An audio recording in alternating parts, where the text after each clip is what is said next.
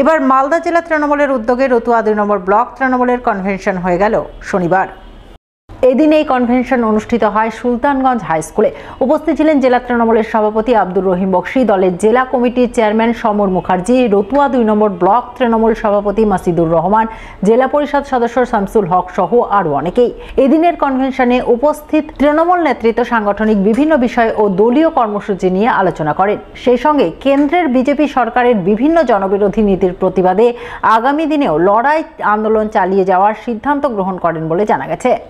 একটা block convention যেভাবে আমরা জেলাতে করেছিলাম তার একটা সিদ্ধান্ত নেওয়া হয়েছিল। সেই সিদ্ধান্ত মোতাবেক আমাদের সম্মেলনের কাজ আমরা শুরু করেছি। আজকে তো 2 নম্বর ব্লকের সম্মেলন ছিল। এই সম্মেলনে আমাদের সমস্ত প্রতিনিধিরা যারা এই সম্মেলনে ডেলিগেট ছিলেন তারা এসেছিলেন, আমাদের জেলার নেতৃত্বের সমস্ত শাখা সংগঠনের নেতারা। যে আমরা এখানে আলোচনা করেছি যে আগামী দিনে যে একটা কেন্দ্রে একটা সরকার, ফেসিবাদী সরকার বসে আছে, একটা সাম্প্রদায়িক মানসিকতা সম্পন্ন সরকার বসে আছে, এ ধরনের একটা সরকারের বিরুদ্ধে মমতা ব্যানার্জির নেতৃত্বে আগামী 2024 সালের লোকসভা নির্বাচনে একটা জোরদার লড়াই হবে। সেই লড়াইয়ে আরও বেশি করে মানুষকে সংগঠিত করার দায়িত্ব এবং মমতা ব্যানার্জির উন্নয়ন সেটা মানুষের কাছে হাতে হাতে পৌঁছে দেওয়ার দায়িত্ব আমাদেরকে নিতে হবে। এই আলোচনাগুলো আজকে আমরা এই কনভেনশন করি। মালদার মানিকচক ব্লকের চৌকি মির্দাতপুর অঞ্চলের মিল্কিটোলায় কংক্রিট ঢালাই রাস্তার কাজ শুরু হলো শনিবার। মানিকচক পঞ্চায়েত সমিতির পঞ্চদশ অর্থ কমিশনের বরাদ্দকৃত 3,25,000 টাকায় এদিন 74 মিটার রাস্তার কাজের সূচনা হয়। ফিতে কেটে আনুষ্ঠানিক সূচনা করেন সমাজসেবী মাহফুজুর রহমান, চৌকি মির্দাতপুর অঞ্চলের প্রধান আনোয়ার আলী সহ অন্যান্যরা।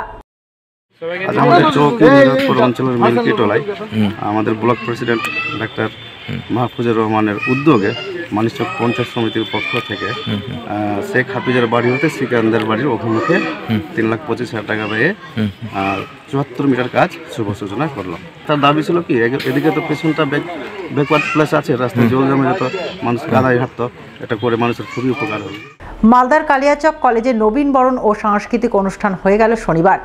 কলেজ প্রাঙ্গণে আয়োজিত এই অনুষ্ঠানে আমন্ত্রিত অতিথি হিসেবে হাজির ছিলেন রাজ্যের মন্ত্রী সাবিনা ইয়াসমিন, জেলা পরিষদের পূর্ত কর্মাধ্যক্ষ ফিরোজ শেখ, বনভূমি কর্মাধ্যক্ষ আব্দুর রহমান সহ অন্যান্যরা। তাদের উপস্থিতিতেই প্রথমে কলেজের পক্ষ থেকে নবাগত ছাত্রছাত্রীদের সংবর্ধনা ও শুভেচ্ছা জানানো হয়। এরপর নানান অনুষ্ঠানের মাধ্যমে নবীন বরণ উৎসব পালনের ছবি নজরে আসে। আজকে তাদের নবীন বরণ উৎসব এবং আমি নিজেও কলেজের প্রেসিডেন্ট। আমি যেদিন থেকে প্রেসিডেন্ট হয়েছি চেষ্টা করি যে কালিয়াচক কলেজকে আরও এগিয়ে নিয়ে যাওয়া, শিক্ষার পাশাপাশি এভরিথিং সার্বিক দিকের জন্য বিকাশ ঘটে স্টুডেন্টদের, সেটা হওয়া উচিত। এবং বিশেষ করে করোনার পরে অ্যাটেন্ডেন্সের অবস্থা সারা বিশ্ব জুড়ে খুব খারাপ পরিস্থিতি তৈরি হয়েছিল, আমাদের কালিয়াচক কলেজেরও তার ব্যতিক্রম নয়। অনেক বলে করে তাদেরকে এখন একটু মূল স্রোতে আনা গেছে। আমি শুধু স্টুডেন্টদের একটাই কথা বলি যে মানুষের মতো মানুষ হয়ে উঠতে হবে। শিক্ষার পাশাপাশি যে সার্বিক বিকাশ, চারিত্রিক বিকাশ, সেগুলো আমাদের মাথায় রাখতে হবে। সব থেকে আমি মনে করি আমার যেটা যে শিক্ষা এমন একটা হওয়া উচিত যে আমি ডাক্তার হলাম কি ইঞ্জিনিয়ার হলাম এটা বড় কথা নয়, একজন যেন মানুষের মতো মানুষ হয়ে ওঠে।